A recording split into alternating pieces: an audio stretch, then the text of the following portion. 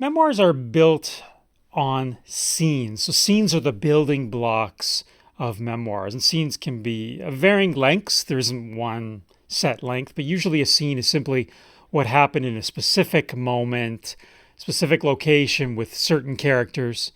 Once you move out of that location or you have some new characters, it becomes a different scene. Well, one question I often get is, how do I end a scene? Like, when do I end a scene?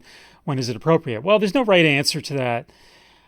You'll have to have a sense of the feel of the scene, what's appropriate. You can ask beta readers to look over your scenes and tell you, do they need more story, or does the story end appropriately? Now, I want to give you an example of the ending of one of my students' scenes. And this student worked at Blockbuster Video, if you remember the video rental store.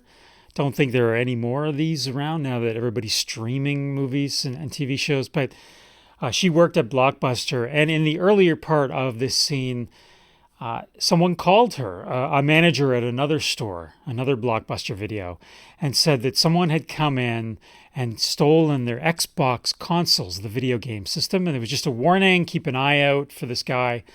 And so she can't find her manager. His name is Richard. She goes looking for him.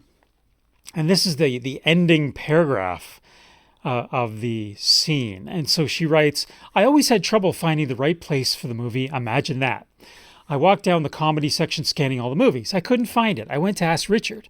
As I turned around, my eyes spotted someone about the same height as Richard with a slightly bent back. I called out, Richard?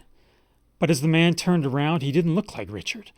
The man wore all black and held onto an Xbox console.